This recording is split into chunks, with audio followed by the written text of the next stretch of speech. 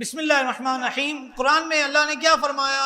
افحسبتم انما خلقناکم عبثا وانکم الینا لا ترجعون، تو کیا یہ سمجھتے ہو کہ ہم نے تمہیں بیکار بنایا اور تمہیں ہماری طرف پھرنا نہیں؟ تمہیں یقین کی طاقت دی کہ اپنے ایمان کو یقین اور سوچ کے مثبت اثرات کا ہار پہنا کر اس کو مضبوط کر لو۔ کیوں؟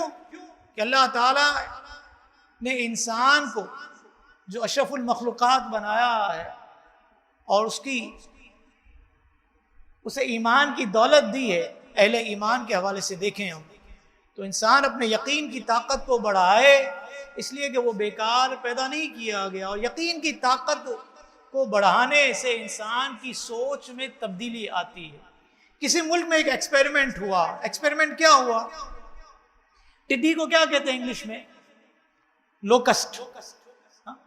لوکسٹ ٹڈی 3 انچ 4 انچ یہی سائز ہے اس کا، 5 فٹ کا بڑا سا جار لے کر اس میں اس کو چھوڑ دیا گیا۔ اب بڑی جگہ تھی، وہ ادھر پھد کے ادھر دوڑ لگائے، چھلانگ لگائے، پھر اس کا سائز کچھ ریڈیوس کیا گیا مرتبان کا، جار کا، 4 فٹ کے، پھر 3 فٹ کے، آخر آتے آتے اس ٹڈی کو ایک چھوٹے سے جار میں رکھ دیا گیا۔ اب جب اس چھوٹے سے جار میں اس کو رکھا گیا اور باہر نکالا تو نہ اس کا اچھلنا ہے، نہ اس کا کودنا ہے، نہ اس کا پھدکنا ہے، نہ چھلانگ لگانا ہے، کچھ بھی نہیں۔ محدود کر دیا نا آپ نے اس کو محدود کر دیا۔ پہلے وہ وسیع جگہ پر تھی اور اب وہ محدود ہو گئی۔ وَلَقَدْ خَلَقْنَا الْإِنسَانَ وَنَعْلَمُ مَا تُوَسْوِسُ بِهِ نَفْسُهُ وَنَحْنُ أَقْرَبُ إِلَيْهِ مِنْ حَبْلِ الْوَرِيدِ، اور بے شک ہم نے آدمی کو پیدا کیا اور ہم جانتے ہیں جو وسوسہ اس کا نفس ڈالتا ہے، اور ہم دل کی رگ سے بھی اس سے زیادہ قریب ہیں۔ رب نے پیدا کیا ہم سب کو، اور نفس وسوسہ ڈال رہا ہے ہمارے اندر۔ رب العالمین یہ بھی جانتا ہے کہ نفس وسوسہ ڈال رہا ہے اس کی تخلیق میں، تو اس لیے فرماتا ہے کہ انسان اس وسوسے کی پرواہ نہ کرے، بلکہ اس وسوسے کو اپنے ذہن سے جھٹک دے، کیونکہ رب العالمین تو شرک سے بھی زیادہ قریب ہے۔ کیونکہ یہاں پر بھی یقین کی طاقت کو مضبوط کیا جا رہا ہے کہ نفس کے وسوسے کی طرف نہ آئے، بلکہ اس بات کی طرف توجہ دے کہ رب العالمین تو میری شرک سے بھی زیادہ قریب ہے، اور جو رب العالمین میری شرک سے زیادہ قریب ہے تو یہ نفس میرا کیا بگاڑ سکتا ہے۔ تو یہاں پر بھی یقین کی طاقت کو مضبوط بنایا گیا۔ انسان جتنا اپنے یقین کی طاقت کو بڑھاتا ہے اسی قدر اسے ایمان میں مضبوطی ملتی ہے، دنیاوی فوائد بھی ان گنت ملیں گے۔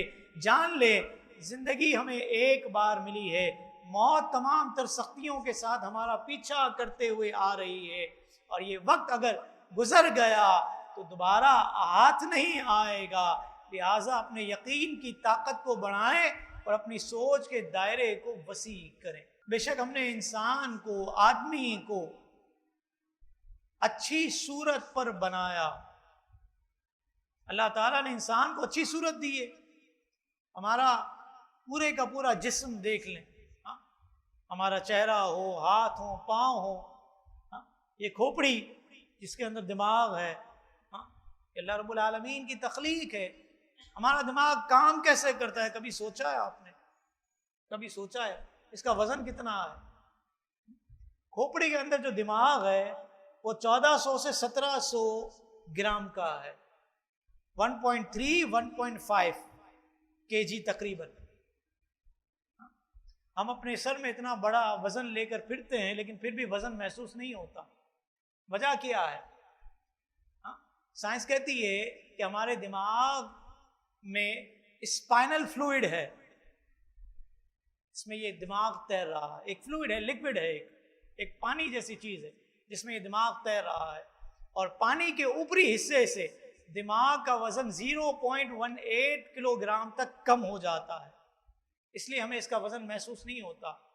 پھر یہ سیال، سیروبرو اسپائنل جس کو کہتے ہیں، اچانک اثر یا نقصان کے خلاف ایک کشن کی طرح کام کرتا ہے، آپ کے برین سے جو ویسٹ خارج ہوتا ہے، جو فضلہ خارج ہوتا ہے، اس کو ہٹاتا ہے اور آپ کے اعصابی نظام کو صحیح طریقے سے کام کرنے میں مدد دیتا ہے۔ نماز پڑھتے ہیں، نماز پڑھتے ہیں۔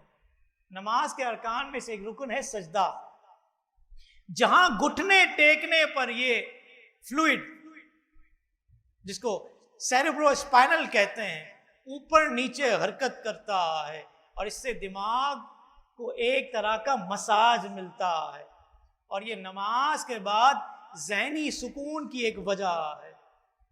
جو شخص نماز پڑھ کے ذہنی سکون حاصل کرتا ہے، فرمایا یہ اس سیریبرو اسپائنل کی وجہ سے، یہ فلوئڈ جو اوپر سے نیچے حرکت کرتا ہے اور دماغ کا مساج ہوتا ہے تو دماغ کو سکون ملتا ہے۔ نماز چھوڑنے والے لوگ سوچیں کہ اپنے دماغ کو کس طرح نقصان پہنچا رہے ہیں۔ کہتے ہیں کہ انسانی دماغ کی 3 حصے ہیں۔ پہلا حصہ جو آگے کا حصہ، اس کو کہتے ہیں سیریبرم، اور یہ ہماری حرکات اور جسم کے درجہ حرارت کو کنٹرول کرتا ہے۔ ہم جو موو کرتے ہیں، ہمارے جسم کی، ہماری باڈی جو حرکت کرتی ہے، فرمایا اس کو بھی کنٹرول کرتا ہے اور ہمارے جسم کے درجہ حرارت کو بھی کنٹرول کرتا ہے۔ درمیانی حصے کو کہتے ہیں برین اسٹیم۔ یہ سیریبرم یعنی آگے کے حصے کو ریڑھ کی ہڈی سے کنیکٹ کرتا ہے۔ یہ سارا کا سارا کنیکشن جڑا ہوا ہے دماغ سے ہماری پوری باڈی کا، اور یہ باڈی کا پورا جو اسٹرکچر جو چل رہا ہے، بات کر رہا ہوں، موو کر رہا ہوں، ہاتھ ہل رہے ہیں، پاؤں چل رہے ہیں، یہ سارا کا سارا سگنل ہے دماغ کی طرف سے۔ کہتے ہیں یہ برین اسٹیم جو ہے سیریبرم یعنی پہلے حصے کو ریڑھ کی ہڈی سے جوڑتا ہے، اور اس کے 3 حصے اور نمایاں ہوتے ہیں۔ یہ 3 اور فنکشنز کرتا ہے جس کو برین اسٹیم کہتے ہیں۔ اس میں پہلا حصہ جو ہے وہ کیا ہے؟ فرمایا پہلا حصہ ہے مڈ برین، اور یہ مڈ برین کیا کرتا ہے؟ یہ درمیانی حصے یعنی برین اسٹیم کا یہ جز ہمیں سننے اور ارد گرد کے ماحول سے باخبر رکھتا ہے۔ اطراف میں کیا ہو رہا ہے، کان کھڑے ہو جاتے ہیں، فرمایا یہ دماغ کر رہا ہوتا ہے۔ دوسرا حصہ اس کا برین اسٹیم کا، اس کو کہتے ہیں پونز، اور یہ جز دیکھنے، سننے، رونے کے احساسات کو کنٹرول کرتا ہے، یہاں تک کہ انسان کے ہنسنے، رونے، کھانے اور سونے کی حرکات بھی جو ہے کنٹرول ہو رہی ہوتی ہیں۔ کیا دیا ہے اللہ تعالیٰ نے دماغ، کیا دیا ہے، سوچیں آپ۔ اور اسی درمیانے حصے سے وابستہ اعضاء میں سے ایک تیسرا جس کو میڈیولا کہتے ہیں، جو کہ انسان کی دل کی دھڑکن، اس کا سانس لینا، آکسیجن اور دیگر نظام کو کنٹرول کرتا۔ بغیر آکسیجن کے ہم چلتے ہیں؟ نہیں چل سکتے ہم۔ یہ سارا کا سارا نظام کنٹرول ہو رہا ہے اس دماغ سے۔ فرمایا انسانی دماغ کا تیسرا حصہ، پہلا سیریبرم، دوسرا برین اسٹیم، اور اس کے پھر 3 اسٹیپس، اور تیسرا حصہ جو دماغ کا چھوٹا حصہ ہوتا ہے، جو دماغ کی پچھلی جانب ہے، اس کو کہتے ہیں سیریبلم، اور یہ سارے جسم کے دیگر اعضاء مثلاً ہاتھ اور پاؤں کی حرکات کو مدد کرتا ہے۔ ہاتھ کس طرح کام کریں گے، پاؤں کس طرح کام کریں گے، چل کر آئیں یا کس طرح آئیں؟ بائک بھی چلائی ہے نا، چلائی ہے تو گاڑی بھی چلائی ہے نا۔ فرمائیے ہاتھوں، پاؤں اور دیگر اعضاء کو کنٹرول کرتا ہے۔ یہ سارا کا سارا دماغ ہماری اس پوری باڈی کو لے کر چل رہا ہے۔ قرآن کیا کہتا ہے؟ سورہ نمل کی آیت نمبر 88 پڑھیں۔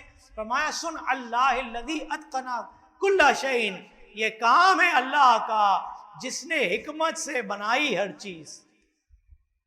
ہر چیز حکمت سے بنائی، اللہ تعالیٰ کی حکمت سے کوئی چیز باہر نہیں ہے۔ کیا کچھ دے دیا اللہ تعالیٰ نے دماغ میں، صرف دماغ کی ہی ریسرچ کریں ہم۔ میں نے کہا نا یقین کی طاقت کو بڑھائیں تو دماغ سمجھ میں آتا ہے۔ اب جب دماغ سمجھ میں آتا ہے تو پھر دیکھیں کہ دماغ کو مقصد دیا جائے یا نہ دیا جائے۔ دانا لوگ کہتے ہیں، عقل مند لوگ کہتے ہیں کہ mind like a monkey, mind like a monkey, دماغ جو ہے یہ بندر کی طرح ہے، اس کو آپ گریپ اپ نہیں کریں گے تو یہ پھدکتا رہے گا، ادھر بھاگے گا ادھر بھاگے گا۔ میں سمجھاتا ہوں آگے آپ کو۔ اس کو گریپ اپ کرنا ہے، اس کو مقصد دینا ہے، کوئی ٹاسک دینا ہے، کوئی ویژن دینا ہے. اور جس شخص کی زندگی بغیر مقصد کے ہوتی ہے دماغ کو کام میں نہیں لانے والے لوگ ہوتے. قرآن کیا کہتا ہے؟ ہم اتنی بڑی مشینری کو، اتنی بڑی مشینری جو ہماری کھوپڑی میں فٹ کی ہوئی ہے، جو 1700 یا 1400 گرام 1700 یا 1400 گرام کا ہے، 1.3 اور 1.5 kg تقریباً بنتا ہے. ہم اسے کیا کام لے رہے ہیں؟ کبھی سوچا ہے کیا کام لیا ہم نے اس سے؟ اب اس دماغ کو کس طرح کام میں لایا جاتا ہے، پہلے قرآن سنیں. قرآن کیا کہتا ہے؟ قرآن اللہ رب العالمین کا پاک کلام دعوت فکر دیتا ہے. اور کیا دعوت فکر دیتا ہے؟ قرآن کہتا ہے قل سیروا فی الارض ثم انظروا کیف کان عاقبۃ المکذبین. تم فرما دو زمین میں سیر کرو پھر دیکھو کہ جھٹلانے والوں کا کیسا انجام ہوا. زمین میں انسان سیر کرے، مری جائے، کاغان جائے، کیا دیکھے گا؟ برفباری دیکھے گا، ہریالی دیکھے گا، گارڈن دیکھے گا، پہاڑوں کو دیکھے گا. قوم عاد، قوم سمود کی طرف اشارے ہیں یہاں پر قرآن میں کہ قل سیروا فی الارض فانظروا کیف کان عاقبۃ المکذبین، کہ جاؤ ان بستیوں کو، قوم عاد کو برباد کیا، قوم جو ہے سمود کو برباد کیا، قوم شعیب جو ناپ تول میں کمی کرتی تھی برباد ہو گئی، قوم لوط برباد ہو گئی. دیکھو قل سیروا فی الارض فانظروا کیف کان عاقبۃ المجرمین، قل سیروا فی الارض فانظروا کیف بدأ الخلق ثم اللہ ينشئ النشأة الآخرة ان اللہ علی کل شیء قدیر. قل سیروا فی الارض فانظروا کیف کان عاقبۃ الذین من قبل کان اکثرهم مشرکین. یہ سارے کے سارے خطابات اسی موضوع پر ہیں. معلوم ہوا کہ انسان دماغ کو کوئی مقصد نہ دے دماغ کنٹرول میں نہیں آئے گا. اور جب دماغ کنٹرول میں نہیں آئے گا تو میں نے کہا نا مائنڈ لائک اے منکی، ادھر ادھر پھدکتا رہے گا، اس کا ویژن نہ ہو، مقصد نہ ہو. اسی لیے کہتے ہیں کہ مائنڈ کو بھی مائنڈ دینے کی ضرورت ہے. میں ایک اور زاویے سے اس بات کو سمجھانا چاہوں گا. آیات سے، قرآن کی آیات کو آپ نے سنا ابھی. زمین میں سیر اس لیے کرنی چاہیے کہ اللہ کی قدرت دیکھیں، عبرت والے مقامات کو دیکھ کر عبرت حاصل کریں، خوشنما مقامات کو دیکھ کر، خوشگوار مقامات کو دیکھ کر رب کی حمد و ثنا بجا لائیں، اس کی تعریف اور توصیف بجا لائیں، اور اپنے لیے زندگی کا کوئی نیا راستہ بھی منتخب کریں. کہ یہ سارے کے سارے بامقصد کام ہیں. اگر ہم اپنے دماغ کو مقصد والے کام میں لگا دیں گے تو مقصد ملے گا، ورنہ بسا اوقات ایسا ہوتا ہے ہم بات کر کے پچھتا رہے ہوتے ہیں، کوئی جملہ منہ سے نکلتا ہے پھر پچھتاوا ہوتا ہے یار یہ نہیں بولتے تھے، کوئی ایکٹ ایسا کر لیتے ہیں پھر پچھتاتے ہیں کہ یار یہ ایکٹ نہیں کرتے، یہ رویہ نہیں پیش کرتے ہم تو بچ جاتے ہیں. تو کہتے ہیں نہ بولنا اس کے 20 فوائد ہیں، اور بول کر انسان پچھتاتا ہے، نہ بول کر کبھی بھی نہیں پچھتایا. کسی جگہ انویسٹیگیشن ہو رہی تھی، انویسٹیگیشن میں سمجھاؤں اس چیز کو مزید، تاکہ جب تک میں دماغ کو نہیں کھولوں اور اس کا پرپز اور مقصد نہ بتاؤں آگے کا لیکچر سمجھ میں نہیں آئے گا. انویسٹیگیشن ہوتی ہے، انویسٹیگیٹ کیا جاتا ہے، مجرم سامنے بیٹھا ہوتا ہے تھوڑا سا دور، مختلف کیمراز لگے ہوئے ہوتے ہیں، اس سے بیان لیا جا رہا ہوتا ہے، اس کو ایگریشن بھی دلایا جاتا ہے، اس کو بار بار سوالات کر کے، کراس کوشچن کر کے اس کو جانا جاتا ہے کہ کراس کوشچن کے ذریعے کوئی بات ایسی منہ سے نکلتی ہے، کوئی ایسا رویہ اختیار کرتا ہے، کوئی ایسا ایکٹ کرتا ہے کہ جس کو ہم پکڑ کر اس کو مجرم ثابت کریں. ججز بھی کیا کرتے ہیں؟ یہی کرتے ہیں. بے مقصد سوالات بھی ہوتے ہیں، بغیر سوچے سمجھے بسا اوقات انسان بول دیتا ہے اور پھر پچھتاتا ہے، غصے کی وجہ سے، جلد بازی کی وجہ سے، پے در پہ سوالات کرنے کی وجہ سے، اکسانے کی وجہ سے. بہت سے رویے ہوتے ہیں جس طریقے سے اس کو انویسٹیگیٹ کیا جاتا ہے، اور پھر مختلف کیمراز کے ذریعے اس کی باڈی لینگویج کو کنٹرول کیا جا رہا ہوتا ہے، دیکھا جا رہا ہوتا ہے کس بات کو کس طریقے سے یہ بیان کر رہا ہے، اس کا وے آف ٹاکنگ کیا ہے، اس کا نظریہ کیا ہے، اس کی سوچ کیا ہے، کہاں اس کی آواز دھیمی ہوئی، کہاں اس کی آواز جو ہے بلند ہوئی، کس طریقے سے ہم اس کو انویسٹیگیٹ کر سکتے ہیں. یہ ساری کی ساری باتیں ہوتی ہیں اس انویسٹیگیشن میں. کیا ہے یہ سارا کا سارا؟ اس کا دماغ پڑھا جا رہا ہوتا ہے، اس کی سوچ پڑھی جا رہی ہوتی ہے، اس کے دماغ کو قابو کیا جا رہا ہوتا ہے. سوچ کہاں کہاں اثر کرتی ہے، انسان کی سوچ کا اثر کن چیزوں پر پڑتا ہے. یہی ہمارا موضوع تھا آج کہ سوچ کو اگر دماغ کو کنٹرول نہ کیا جائے تو بے مقصد کام میں لگ جائے گا. جب اس کو مقصد دے دیا جائے تو مقصد والے کام کرے گا. اب جب یہ مقصد والی بات سوچے گا تو یہ مقصد والی بات کا اثر کہاں کہاں ہوگا، یہ سمجھانا ہے. دماغ کیا سوچتا ہے، اس سوچ کا اثر سب سے پہلے اس کے جسم پر پڑتا ہے. کیا کیا نتائج رونما ہوتے ہیں، میں ایک مثال کے ذریعے سمجھاؤں، ایک اشارہ کروں، میں آپ سمجھیں گے انشاءاللہ. قرآن کے کتنے پارے ہیں؟ 30 پارے ہیں. 30 پاروں میں آیتیں کتنی ہیں؟ 6666. اتنی آیتیں. کیا کیا سیکھنے کو مل رہا ہے؟ انسان کی سوچ اس کی زبان سے، اس کے الفاظ سے، اس کی تحریر سے، اس کے ایکٹ کرنے سے، اس کے کردار سے، الغرض اس کے وجود کے ایک ایک حصے سے اس کی سوچ کی عکاسی ہو رہی ہوتی. چھوٹے لیول کا بندہ ہوگا چھوٹی بات کر کے چلا جائے گا، بڑے لیول کا بندہ ہوگا بڑی سوچ رکھے گا، بات کرتے ہوئے تھوڑا سا غور کرے گا. ابھی میں بات کر رہا تھا نماز کے فوراً بعد ایک موضوع پر، میں نے کو یہی کہا کہ میں اس وجہ سے آپ نے یہ میسج دیا تھا، میں رک گیا اس کا رپلائی کرنے میں، اور میں سوچ رہا تھا کہ میں اس طریقے سے یہ کروں. یہ ہوتا ہے نا، انسان جس کو کچھ آگے کرنا ہوتا ہے وہ سوچتا ہے کہ نہیں یار یہ اس کا جواب ابھی دینا بھی چاہیے یا نہیں دینا چاہیے، اس طور پر دینا چاہیے یا نہیں دینا چاہیے، کس اینگل سے دینا چاہیے، کیا کرنا چاہیے. یہ سوچ بنتی ہے انسان کی. تو اس کی سوچ کا اثر اس کے وجود سے، اس کی بات سے، اس کے کردار سے، اس کے وے آف ٹاکنگ سے وہ سارا کا سارا اندازہ کیا جاتا ہے. ایموشنز ہوتے ہیں، آپ کے کردار، آپ کے الفاظ، یہ ساری کی ساری چیزیں اس معاشرے پر اثر انداز ہوتی ہیں نہیں ہوتی. میں اگر کوئی اسٹیٹمنٹ جاری کر دوں 20 افراد کی ٹیم میں، مجھے بتائیے اس اسٹیٹمنٹ کا اگر وہ ہارش اسٹیٹمنٹ ہے اس کا اثر ایک ایک فرد پر پڑے گا. کوئی اس کو کس اینگل سے لے گا، کوئی اس کو کس اینگل سے لے گا، کوئی اس کو کس طریقے سے سوچے گا، کوئی اس کو کس طریقے سے سوچے گا. یہ ساری باتیں ہوتی ہیں نہیں ہوتی. آج کل کی اس معاشرے میں اس ساری کی ساری گفتگو کو NLP نیورو لنگوسٹک پروگرامنگ کا کہتے ہیں کہ انسان کی سوچ کا اثر اس کے کردار پر پڑتا ہے، اس کے ایموشنز، اس کے الفاظ، اس کا بیان کرنا، اس کا بولنا، اس کا ڈرا کرنا، یہ سارا کا سارا NLP کہلاتا ہے، نیورو لنگوسٹک پروگرامنگ. اور یہ سیکھنے کے لیے لاکھوں لاکھ روپے خرچ کیے جاتے ہیں، لاکھوں لاکھ روپے کے سیمینار کیے جاتے ہیں، اور اس میسج کو کنوے کیا جاتا ہے کہ بولنا کس طریقے سے ہے، ڈرا کس طریقے سے کرنا ہے، اپنا پیغام کس طریقے سے آگے پہنچانا ہے. یہ سارا کا سارا نظام اس وقت کی ریسرچ اس طور پر کنوے کر رہی ہوتی ہے. قرآن میں آپ خطابات پڑھیں، یہ سارا کا سارا قرآن نے ہمیں سکھایا ہے. یہ جو 30 پاروں کا قرآن ہمارے پاس موجود ہے، اس میں یہ ساری کی ساری ریسرچ جو آج بیان کی جا رہی ہے ساری کی ساری موجود ہے. میں نے ساری کی ساری انشاءاللہ اسی قرآن سے ثابت کرنی ہے.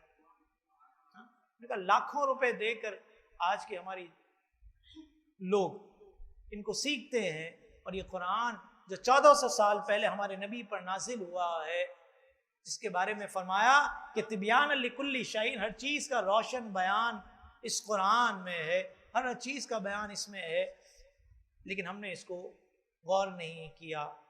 بات کرنے کے مختلف انداز ہوتے ہیں، ایک ہی زاویے سے ہر کسی سے بات کرتے ہیں. ہم آفس میں پیون سے بات کرنے کا انداز الگ ہوتا ہے، جو مینیجر ہم بناتے ہیں اس سے بات کرنے کا انداز دوسرا ہوتا ہے، دیگر امپلائیز سے بات کرنے کا انداز دوسرا ہوتا ہے. ہر ایک سے انداز الگ الگ ہوتا ہے. ایک ہی ٹون میں، ایک ہی لہجے میں، ایک ہی طریقے کی بات اور کسی سے نہیں کی جاتی. قرآن نے سکھایا ہمیں کیا؟ فرمایا وَغْضُضْ مِن صَوْتِكَ، اور اپنی آواز کو کچھ پست کر. کیوں؟ خطاب مسلمان سے کرنا ہے، بات مسلمانوں سے کرنی ہے. پیٹ تھپک کر نرمی کے ساتھ بات ہو سکتی ہے. فرمایا کہ بات پست کر. بات آئی کافروں کی، منافقوں کی، کیا فرمایا؟ جاہد الکفار والمنافقین واغلظ علیہم، کافروں و منافقوں سے جہاد کرو، ان پر سختی کرو. اسی قرآن میں ہے. پھر فرمایا وَمَأْوَاهُمْ جہنم، ان سے سخت اس لیے بات کرنی کہ ان کا ٹھکانہ ہی جہنم ہے۔ ایموشنز آ گئے یہاں پر، وَبِئْسَ الْمَصِيرُ، اور کیا ہی بری پلٹنے کی جگہ۔ کہیں فرمایا درمیانہ چال، کیا وَقْصِدْ فِي مَشْيِكَ، اور میانہ چال چل، چلنے میں درمیانہ راستہ اختیار کیا جائے، بہت تیز بھی نہ چلے بہت سلو بھی نہ چلے۔ اور پھر فقط چلنے ہی کا بیان نہیں ہے یہاں پر، زندگی کے ہر شعبے میں درمیانہ راستہ اختیار کیا جائے، یہ بھی یہاں سے مقصد مل رہا ہے۔ کہیں مثال دے کر، کہیں تنبیہ کر کے، کہیں خوشخبری سنا کر، کہیں عذاب کی وعید سنا کر، یہ قرآن ہمیں مختلف طریقے کی گفتگو کر رہا ہے یا نہیں کر رہا؟ کبھی اس اینگل سے سوچا ہے ہم نے قرآن کو کہ ایک جگہ جنت کا بیان ہو رہا ہوتا ہے، اسی کے مد مقابل جہنم کا بیان ہو رہا ہوتا ہے، جنت کی بات پڑھ کر انسان خوش ہو رہا ہوتا ہے، جہنم کی وعید پڑھ کر انسان رو رہا ہوتا ہے اگر اس کا دل بیدار ہے تو۔ یہ سارا کا سارا اس قرآن میں اللہ تعالیٰ نے بیان کیا۔ ہماری اس دنیا میں کتنی چیزیں ہیں جو ہم سیکھ رہے ہیں، دیکھ کر سیکھتے ہیں، کتنی چیزیں دیکھ کر سیکھتے ہیں۔ مونٹیسری میں بچہ ہمارا جاتا ہے، ابتدا ہوتی ہے اس کی اسکول کی، مونٹیسری میں جاتا ہے، کس طرح سکھاتے ہیں وہاں پر؟ مونٹیسری میں پین اور کاپی نہیں دی جاتی، پین اور کاپی نہیں دی جاتی وہاں پر، ٹیبلٹ بھی نہیں دیا جاتا۔ وہاں کیا دیا جاتا ہے؟ گیمز کے ذریعے بچوں کو سکھایا جاتا ہے، پکچرز دکھا کر سکھایا جاتا ہے، ڈرا کر کے بورڈ پر تصویریں بنا کر بچوں کو سکھایا جاتا ہے۔ اب مزید اپ گریڈ ہو گیا ہے ہمارا ماحول، ہم گیمز کے ذریعے بچوں کو سکھا رہے ہوتے ہیں، گیمز ڈاؤن لوڈ کر لی جاتی ہے موبائل میں، LCD پر LED پر دکھائی جاتی ہیں، بچے اس کو بھی دیکھ کر سیکھتے ہیں کس طرح کرنا ہے، کیا کرنا ہے۔ اور قرآن نے پہلے ہی کہہ دیا کہ قُلْ سِیرُوا فِی الْأَرْضِ ثُمَّ انظُرُوا کَیْفَ کَانَ عَاقِبَةُ الْمُکَذِّبِینَ، زمین میں سفر کرو، دیکھو کہ اللہ تعالیٰ نے جھٹلانے والوں کا کیا انجام کیا۔ دیکھ کر تم نے سیکھنا ہے تو دنیا میں گھوم پھر کر دیکھ لو۔ یہ سیکھنے کا ایک انداز بیان کیا جس کو ویژول کہتے ہیں۔ قرآن کیا کہتا ہے؟ ایک اور میں ایک عام موٹی مثال دے دوں آپ کو سیکھنے کی۔ ابھی کیا ہے؟ رات ہے یا دن ہے؟ رات ہے۔ کیسے؟ ابھی ایسے رات ہے کہ باہر جائیں تو بادل کالے نظر آئیں گے ہمیں، بادل کالے ہیں تو رات ہے، جب بادل سفید ہو جائیں گے تو کیا ہو جائے گا؟ قرآن بیان کر رہا ہے، قرآن دکھا کر سکھا رہا ہے ہمیں۔ آج دنیا کہتی ہے کہ دیکھ کر سیکھو، تو قرآن دکھا رہا ہے کیا؟ الم یروا انا جعلنا اللیل لیسکنوا فیہ والنہار مبصرا، کیا انہوں نے نہ دیکھا کہ ہم نے رات بنائی کہ اس میں سکون کریں، آرام کرے، اور دن بنایا سجھانے والا۔ ان فی ذلک لآیات لقوم یؤمنون، بے شک اس میں نشانیاں ہیں ایمان والی قوم کے لیے۔ گویا کہ قدرت ہمارے سامنے اندھیرے کو لا کر رات کی تصویر پیش کر رہی ہے کہ تصویر دے کر رات کی بندہ یہ سمجھ جائے کہ یہ رات ہے، اس میں سونا ہے۔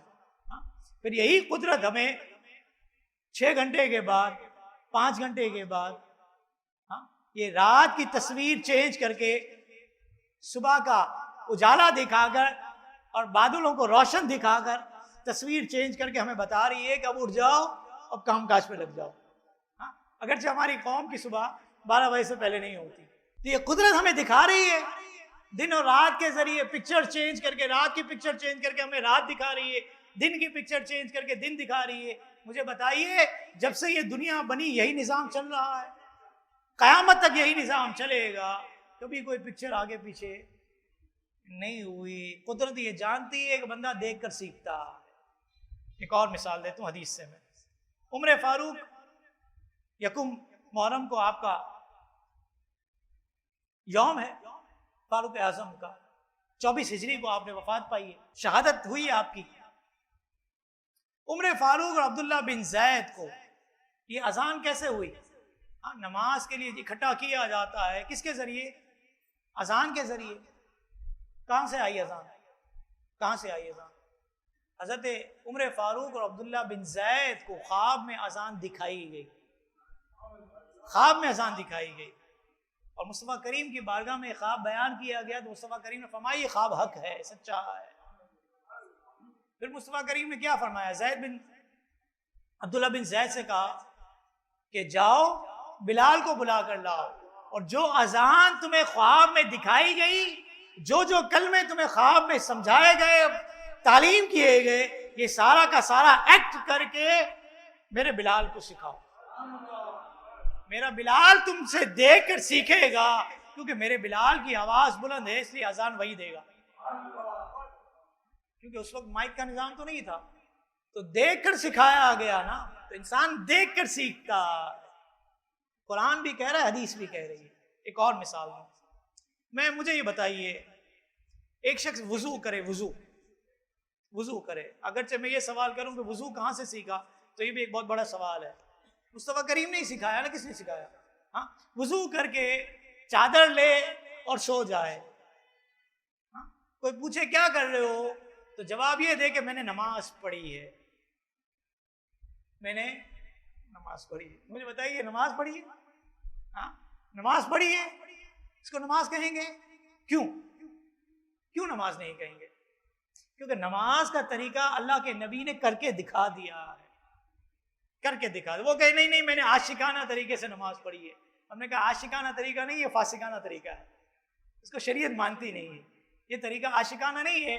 عاشقانہ طریقہ یہ ہے کہ کھڑے ہو کر قیام کرے، رکوع کرے، سجود کرے، جو ایکٹ مصطفیٰ کریم نے کر کے دکھایا، صلو کما رأیتمونی اصلی، اس طرح نماز پڑھو جس طرح مجھے نماز پڑھتے دیکھتے ہو، کر کے دکھایا۔ تو انسان اس طور پر بھی سیکھتا ہے، گویا کہ جو دماغ سوچ رہا ہے اس کے اثرات انسان کے جسم پر پڑے، اس کے جسم پر جو اثرات پڑے، اب اس کو انسان کس طریقے سے سیکھے گا، اس کو بول کر بھی سیکھے گا اور دیکھ کر بھی سیکھے گا۔ تو دیکھ کر سیکھا کس طریقے سے؟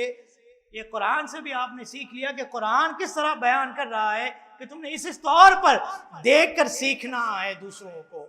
حدیث میں بیان کری تمہیں اس طور پر دیکھ کر سیکھنا ہے۔ تمہارا دماغ جو سوچے گا اس کا اثر تمہاری سوچ پر اس طرح ہونی چاہیے کہ تم دیکھ کر اپنے لیے زندگی کا رستہ منتخب کر لو۔ ویژول کہتے ہیں اس کو، ویژول کہتے ہیں اس کو۔ سروے رپورٹ یہ کہتی ہے کہ آج دنیا میں ویژول موڈیلٹی کے لوگ جو دیکھ کر سیکھنے والے ہیں ان کی تعداد 60% ہے۔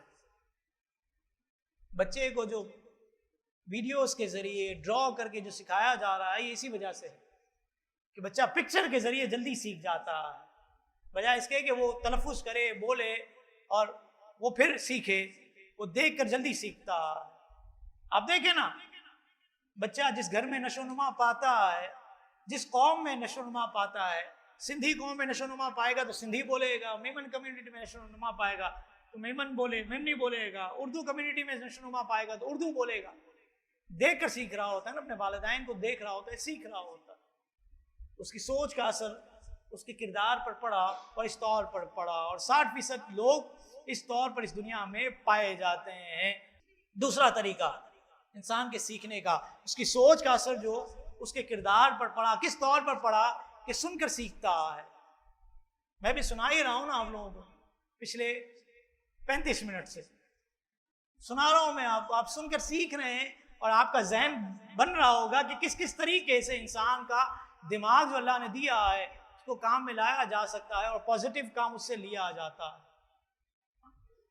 قرآن میں اس قسم کی بے شمار مثالیں ہیں، بے شمار مثالیں ہیں۔ بی بی مریم کو میں نے اور آپ نے کیسے جانا کہ وہ پاکیزہ کردار کی مالک تھی؟ قرآن نے بیان کیا نا، قرآن بیان کر کے ہمیں بتا رہا ہے کہ بی بی مریم کو تم نے سمجھنا ہے۔ تو بی بی مریم کون ہے؟ وَاذْكُرْ فِي الْكِتَابِ مَرْيَمَ إِذِ انتَبَذَتْ مِنْ أَهْلِهَا مَكَانًا شَرْقِيًّا، اور کتاب میں مریم کو یاد کرو جب وہ اپنے گھر والوں سے مشرق کی جانب الگ ہو گئی، اپنے گھر والوں سے الگ ہو گئی، مشرق کی جانب ہو گئی، اور رب العالمین نے جو اس وضع کا وقت تھا، اولاد پیدائش کا وقت جو تھا، وہ الگ تنہائی میں گزارا آپ نے۔ میں اور آپ حضرت ابراہیم کو کیسے جانتے ہیں؟ قرآن میں پڑھ کر، قرآن میں بیان پڑھ کر۔ فرمایا وَاذْكُرْ فِي الْكِتَابِ إِبْرَاهِيمَ إِنَّهُ كَانَ صِدِّيقًا نَبِيًّا، میں اور آپ موسیٰ علیہ السلام کو کیسے جانتے ہیں؟ وَاذْكُرْ فِي الْكِتَابِ مُوسَىٰ إِنَّهُ كَانَ مُخْلِصًا وَكَانَ رَسُولًا نَبِيًّا۔ بیان کس نے سکھایا انبیاء اکرام کو؟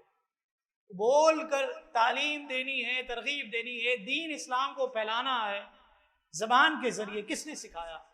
رب العالمین نے خود سکھایا۔ خلق الانسان علمہ البیان، کہ انسانوں کی جان محمد کو پیدا کیا اور انہیں جمیع ما کانا وما یکون کا علم عطا فرمایا۔ جو کچھ ہو گیا اور جو ہونے کا ہے وہ سارا کا سارا علم محمد عربی کو دے دیا گیا۔ اسی لیے تو حضور علیہ الصلوۃ والسلام نے کیا فرمایا حجۃ الوداع کے موقع پر؟ اب حدیث کی طرف آئیے۔ فرمایا کہ تمہارا رب ایک ہے اور تمہارے والد ایک ہیں، ابراہیم علیہ السلام کی اولاد، آدم علیہ السلام کی اولاد، پھر ابراہیم علیہ السلام جد امجد۔ سن لو کسی عربی کو اجمی پر، اجمی کو عربی پر، گورے کو کالے پر، کالے کو گورے پر کوئی فضیلت حاصل نہیں ہے۔ پر فضیلت اگر کسی کو ملے گی تو پرہیزگاری کی وجہ سے ملے گی، تقویٰ کی وجہ سے ملے گی۔ بیان کر کے مصطفیٰ کریم نے پہنچایا ہم تک، بچہ بچہ جانتا ہے۔ اسکول لائف سے یہ جملے پڑھ رہے تھے، گورے کو کالے پر، کالے کو گورے پر۔ کتنوں کو یاد ہے ابھی بھی؟ اسکول لائف سے یہ رٹے ہیں ہم نے کہ مصطفیٰ کریم کا حجۃ الوداع کا خطبے کا یہ حصہ بچے بچے کو آتا ہے۔ اس کو آڈیٹری کہتے ہیں کہ یہ طرز عمل سکھانے کا، سیکھنے کا جو بول کر ہوتا ہے، اور دنیا بھر میں اس کے اس طور پر سیکھنے والوں کی تعداد 20% ہے۔ 20% لوگ ایسے ہیں اس روئے زمین پر جو زبان کے ذریعے سکھائے جاتے ہیں۔ ایموشنز کے ذریعے بھی سیکھتے ہیں ہم لوگ۔ ایموشنز کیا ہوتے ہیں؟ ہو سکتا ہے یہ بیچارے کچھ لوگوں کے لیے مشکل ہو رہا ہو۔ انسان کے اندر کی جو ہوتی ہے نا احساسات، جذبات، یہی یہ کچھ اور ترجمہ کروں اس کا، جذبات، احساسات، ایموشنز، اس کے ذریعے بھی سکھایا جاتا ہے۔ 4 بچے ہیں کسی کے، ایک ہوتا ہے کوئی اسپیشل قسم کا، سارے کہتے ہیں یار تم ابا سے بات کرو نا، تمہاری بات میں وزن ہے، تمہاری بات کو ٹالے گا نہیں ہمارا باپ۔ بچہ جب روتا ہے نا تو ماں اس کو دودھ دیتی ہے، وہ اپنے ایموشن سے بتا رہا ہوتا ہے، اپنے جذبات سے بتا رہا ہوتا ہے، اپنے فیلنگز بتا رہا ہوتا ہے کہ مجھے بھوک لگی ہے، مجھے کوئی تکلیف ہے۔ اس طریقے سے اس کو کہتے ہیں کائنستھیٹک۔ اچھا، یہ لوگ جو ایموشنز کو سمجھتے ہیں، قرآن میں بیان ہوئی ہے، جنت کے واقعات ہیں، جہنم کے واقعات ہیں۔ قرآن کیا کہتا ہے؟ سورہ رحمان پڑھیے آپ۔ فرمایا یرسل علیکما شواظ من نار ونحاس فلا تنتصران، تم پر چھوڑ دی جائے گی بے دھوئے کی آگ کی لپٹ اور بے لپٹ کا کالا دھواں، تو پھر بدلہ نہ لے سکو گے۔ وَيَوْمَئِذٍ لَا يُسْأَلُ عَنْ ذَنبِهِ إِنسٌ وَلَا جَانٌ، اس دن گناہگار کے گناہ کی پوچھنا ہوگی کسی آدمی اور جن سے۔ یعرف المجرمون بسیماہم ویؤخذ بالنواصی والاقدام، مجرم اپنے چہرے سے پہچانے جائیں گے تو ماتھا اور پاؤں پکڑ کر جہنم میں ڈال دیے جائیں۔ ہذہ جہنم التی یکذب بہا المجرمون، یہ جہنم جسے مجرم جھٹلاتے ہیں۔ یطوفون بینہا وبین حمیم آن، پھیرے کریں گے اس میں اور انتہا کے جلتے کھولتے پانی۔ جہاں جہنم کا ذکر ہوتا ہے انسان کی طبیعت میں بے چینی آتی ہے، ایک کیفیت بنتی ہے، انسان محسوس کرتا ہے اس کو کہ جہنم کا ذکر، تو محسوس کروا کر ہم نے کہا کہ سکھایا جاتا ہے۔ پھر یہی قرآن ہمیں کہتا ہے کہ وَلِمَنْ خَافَ مَقَامَ رَبِّهِ جَنَّتَانِ، اور جو اللہ کے حضور کھڑے ہونے سے ڈر گیا اس کے لیے 2 جنتیں ہیں۔ فِيهِمَا عَيْنَانِ تَجْرِيَانِ، ان میں 2 چشمے بہتے ہیں۔ فِيهِمَا مِنْ كُلِّ فَاكِهَةٍ زَوْجَانِ، ان میں ہر میوے 2 قسم کے۔ متکئین علی فرش بطائنها من استبرق وجنى الجنتین دان، اور ایسے بچھونوں پر تکیہ لگائے جس کا استر قنادیس کا، اور دونوں کے میوے اتنے جھکے ہوئے کہ نیچے سے چن لو۔ فیہن قاصرات الطرف لم یطمثہن انس قبلہم ولا جان، ان بچھونوں پر وہ عورتیں ہیں کہ شوہر کے سوا کسی کو آنکھ اٹھا کر نہیں دیکھتی، ان سے پہلے نہ انہیں کسی نے چھوا آدمی اور نہ جن نے، کأنہن الیاقوت والمرجان، گویا وہ یاقوت اور مونگا ہیں، فبأی آلاء ربکما تکذبان، تو اپنے رب کی کون سی نعمت کو جھٹلاؤ گے، هل جزاء الاحسان الا الاحسان، نیکی کا بدلہ کیا ہے مگر نیکی۔ دونوں طرز بیان کر دیے، ایک ایسا طرز ہے جو انسان کو اندر سے جھنجھوڑ رہا ہے، اس کو دکھ اور تکلیف میں مبتلا کر رہا ہے، اس کو سوچ کر انسان اس بات کی طرف تائب ہوتا ہے کہ رب العالمین جہنم سے بچائے، اور اسی کے مد مقابل رب العالمین جنت کے انعام و اکرام کا بیان کرتا ہے۔ گویا کہ انسان کو یہ ترغیب بھی دی جا رہی ہے کہ جہنم کی وعید بھی ہے اور جنت کی نوید بھی ہے، راستہ تم نے اختیار کرنا ہے کہ کس راستے پر تم چلتے ہو۔ اور اس قسم کے لوگ اس روئے زمین پر جو ان احساسات سے سمجھتے ہیں وہ 10% پائے جاتے ہیں۔ میں اس طور کے لوگوں کو بھی برداشت کرنا نا ایک سمجھانے کے لیے یہ بھی بیان کیا جاتا ہے یہاں پر کہ آپ اپنے نالائقوں کو کتنا برداشت کر لیتے ہیں، جس سے انسان کے ایموشنز وابستہ ہوتے ہیں، اس کی فیلنگز ہرٹ ہوتی ہیں، اس کو دکھ ہوتا ہے، تکلیف ہوتی ہے، نالائق ہے آپ کتنا برداشت کر لیتے ہیں نالائق لوگوں کو، اور ناگواری ہونے کے باوجود آپ ایسے لوگوں سے کتنا تعلق رکھ لیتے ہیں۔ کہتے ہیں جو لوگ ایسے لوگوں سے بھی تعلق رکھ لیتے ہیں، کام نکلوا لیتے ہیں، جن کو دیکھ کر ناگواری ہوتی ہے یا جو اچھے رویے کے لوگ نہیں ہیں، فرمایا یہ انسان اپنے آپ کو مزید مضبوط کرتا ہے جو ایسے لوگوں سے بھی کام نکلوا لیتا ہے۔ مصطفیٰ کریم کے حدیث پاک کی طرف آئیے، میں آپ کو سمجھاؤں ایک بات۔ ایک نوجوان آیا حضور کی خدمت میں اور کہتا ہے کہ مجھے زنا کی اجازت دیجیے۔ اب دیکھیں یہ سوال ہی آپ دیکھ لیں، کیا سوال ہے؟ صحابہ اکرام کو غصہ آیا کہ اس نوجوان کو ڈانٹے کہ مصطفیٰ کریم کے سامنے ایسی بات کی جاتی ہے، لیکن آقا کریم نے کیا فرمایا؟ فرمایا کہ اسے چھوڑ دو، میرے قریب لے آؤ۔ اس کو چھوڑ دیا، مصطفیٰ کریم کے پاس آیا وہ شخص، اور آ کر کیا کہتا؟ حضور نے فرمایا بیٹھو، وہ بیٹھا۔ فرمایا کہ یہ بتاؤ کہ حضور نے ان کے محارم کے نام لینا شروع کیے۔ فرمایا کہ تمہارے محارم میں سے فلاں فلاں فلاں کے ساتھ کوئی شخص یہ کام کرے تو تمہیں کیسا لگے گا؟ اچھا لگے گا یا برا لگے گا؟ واقعی اس نے کہا کہ برا لگے گا، کون شخص یہ بات پسند کر سکتا ہے؟ حضور نے فرمایا پھر تم کسی کے لیے یہ بات کیسے پسند کر سکتے ہو؟ کیسے پسند کر سکتے ہو؟ مطلب یہ ہے کہ انسان پر ضرب پڑی لیکن انسان نے اس کو ضبط کیا، اس ضرب کو ضبط کیا اور اس کو پازیٹیو طریقے سے، اچھے طریقے سے آگے سمجھا کر پھر اس نوجوان کے لیے مصطفیٰ کریم نے دعا مانگی۔ کیا دعا مانگی؟ فرمایا اے اللہ اس کے دل کو پاک کر دے، اس کے گناہ کو معاف فرما اور اس کی عفت کی حفاظت فرما۔ اور اس کے بعد وہ شخص بھی اس برے عمل سے توبہ کر جاتا ہے۔ اسی لیے مصطفیٰ کریم نے فرمایا کہ افضل صدقہ وہ ہے جو کینہ پرور رشتہ دار کو دیا جائے، جس سے آپ کی بنتی ہی نہیں ہے، سے بنتی نہیں ہے، اس کو صدقہ کرنے میں 2 ثواب ملیں گے۔ صدقہ کرنے کا بھی ثواب، اس کی دلجوئی کا اور اس کے ساتھ تعلق کو درست کرنے کا ثواب بھی ملے گا۔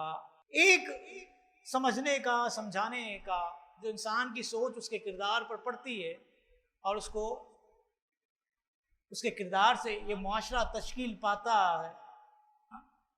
ایک انداز یہ بھی ہوتا ہے کہ آپ کسی کو بات کرتے ہیں تو وہ لاجک مانگتا ہے، آگے لاجک، منطقی لوگ ہوتے ہیں، منطقی لوگ لاجیکلی بات کرتے ہیں۔ میں ابھی قرآن کی سورت کی طرف آپ کی نشاندہی کروں گا تو ہمارا بچہ اس سورت کو پڑھتا ہے، لیکن کبھی بھی اس انداز میں ہم نے کبھی سوچا نہیں ہوگا، لاجیکلی بات۔ آپ کسی سے کہیں گے یار پالک کھایا کرو، اسپینچ کہتے ہیں اس کو، پالک کھایا کرو، وہ کہے گا پالک کے کیا فوائد ہیں؟ لاجیکلی آدمی ہوگا تو سامنے یہ سوال کرے گا فائدہ کیا ہے بھائی پالک کھانے کا؟ ہاں، مرغی کی بریانی کھانے کے لیے سوال نہیں کرے گا، پالک کہیں گے تو وہ سوال کرے گا کہ کیا فائدہ ہے اس کا، کیوں کھائیں؟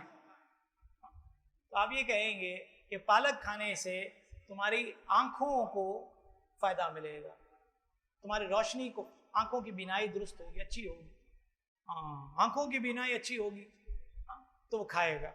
اور بھی اس کے فوائد ہیں، یہاں پر لکھے ہیں کہ آئرن ڈیفیشنسی کا رسک بھی ختم ہو جاتا ہے، اور بھی فوائد ہیں یہاں پر۔ قرآن نے بھی اس قسم کا خطاب کیا، مصطفیٰ کریم سے فرمایا قل، اے محبوب کہہ دیجئے هو اللہ احد، وہ اللہ ایک ہے، اللہ الصمد، اللہ بے نیاز ہے۔ بچپن سے پڑھ رہے ہیں نا، جب سے ہم نے صورتوں کے ترجمے کرنے سیکھے اور یاد کرنے سیکھے، سب سے پہلے یہی صورت سکھائی جاتی ہے اسکول میں۔ سورہ اخلاص بچے کو آتی ہے، لیکن اللہ کو ایک مانے، اگر کوئی لاجک کا سوال کر دے کہ کیوں، وائی کا سوال کھڑا کر دے کوئی غیر مسلم، تو کیا جواب ہے میرے پاس، آپ کے پاس؟ قرآن نے یہ جواب سکھایا، مایا کہ اگر کوئی یہ کہے کہ اللہ ایک ہے تو تم نے کیا جواب دینا ہے؟ اس پر دلیل مانگے تو جواب کیا دینا ہے؟ فرمایا لم یلد ولم یولد ولم یکن لہ کفوا احد، کہ نہ اس کی کوئی اولاد، نہ وہ کسی سے پیدا ہوا، اس کے جوڑ کا بھی کوئی نہیں۔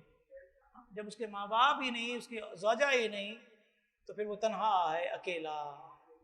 لاجک بیان کی قرآن نے، لاجک بیان کی۔ اس اینگل سے ہم نے شاید سورہ اخلاص کو کبھی بھی نہ لیا ہو، تو بعض لوگ اس طور پر بھی سمجھتے ہیں۔ تو انسان کی مختلف قسمیں ہیں، مختلف قسمیں ہیں، کوئی دیکھ کر سیکھتا ہے، کوئی بیان سے سیکھتا ہے، کوئی جذبات اور احساسات جس کو ایموشنز کہتے ہیں اس سے سیکھتا ہے، اور کوئی لاجک کا سوال کر کے اپنی تسلی کرتا ہے۔ یہ ساری کی ساری چیزیں انسان کو دعوت فکر دیتی ہیں کہ سوچ کا اثر جب انسان کے کردار پر پڑتا ہے، کس کس طریقے سے یہ معاشرہ ڈیولپ ہوتا ہے، اور کس طریقے سے آپ اپنا میسج دوسروں تک پہنچا سکتے ہیں اور دوسروں کو سکھا سکتے ہیں۔ یہ قرآن نے آج ہمیں سکھایا۔ اس میں اور بہت سی چیزیں ہیں، اس میں اور بہت سی چیزیں ہیں کہ انسان کے کردار میں نرمی ہونی چاہیے، نرمی ہونی چاہیے۔ کہتے ہیں کہ بسا اوقات اپنے موقف سے ہٹ جانا سب لوگوں کو بچانے میں کارگر ثابت ہوتا ہے۔ دیکھیں مصطفیٰ کریم صلی اللہ علیہ وسلم کی شخصیت میں خود قرآن میں اس چیز کا ذکر ہے۔ فرمایا اذهبا الى فرعون انه طغى فقولا له قولا لینا لعلہ یتذکر او یخشی، تو دونوں فرعون کے پاس جاؤ، موسیٰ علیہ السلام اور ہارون علیہ السلام سے خطاب ہے۔ فرعون کے پاس جاؤ، وہ سرکش ہو گیا ہے۔ اب ایک شخص سرکش ہو گیا ہے تو اس کو سمجھانا ہے کہ رب العالمین نہیں جانتا تھا کہ یہ بدبخت تو وہ ہے جو خود بھی ڈوبے گا اور کئی لوگوں کو لے کر ڈوبے گا۔ لیکن قرآن پھر کیا کہتا ہے اس سے متصل آیت میں؟ فرمایا کہ فقولا لہ قولا لینا، ان سے بات تو کرنا لیکن نرمی سے بات کرنا، لعلہ یتذکر او یخشی، ہو سکتا ہے کہ دھیان کرے یا کچھ ڈرے۔ الگ رب جانتا تھا کہ یہ ڈرنے والا بھی نہیں ہے، دھیان کرنے والا بھی نہیں ہے، یہ تو خود بھی ڈوبے گا اور دوسروں کو بھی ڈبوئے گا، لیکن پھر بھی یہ خطاب دے دیا، حکم ہمیں بتا دیا کہ مجموعی طور پر تبلیغ اس طرح سے کرنی ہے، سمجھانا اس طریقے سے ہے، اس طریقے سے بات اثر کرتی ہے۔ دیکھیں مصطفیٰ کریم نے اپنے صحابہ اکرام سے مشورے لیے، صحابہ اکرام سے مشورے لیے، آپ کے ذات کی فلیکسیبلٹی بیان ہوتی ہے یہاں پر کہ آپ کردار کے اعتبار سے کیسے تھے، ایسے نرم مزاج کے تھے کہ غزوہ خندق کا معاملہ ہوا، سلمان فارسی حضور کی بارگاہ میں آئے، فرمایا حضور خندق نہ کھود دی جائے کافروں اور مسلمانوں کے درمیان، اس میں آگ بھی جلا دی جائے تاکہ وہ وہاں سے حملہ نہ کر سکے، ہمارا بچاؤ ہو جائے۔ ٹھیک ہے۔ اب دیکھیں صحابہ اکرام کا مائنڈ کیسا کریٹو تھا، کیسی اچھی سوچ تھی، نئی سوچ لے کر آئے تھے سلمان فارسی رضی اللہ تعالیٰ عنہ۔ اس سے پہلے کبھی بھی کسی بھی غزوے میں خندق نہیں کھودی گئی، لیکن مصطفیٰ کریم نے ان کی سوچ کی بھی پیٹھ تھپکی اور ان کے مشورے پر عمل بھی کیا اور اس کو جاری بھی کروا دیا۔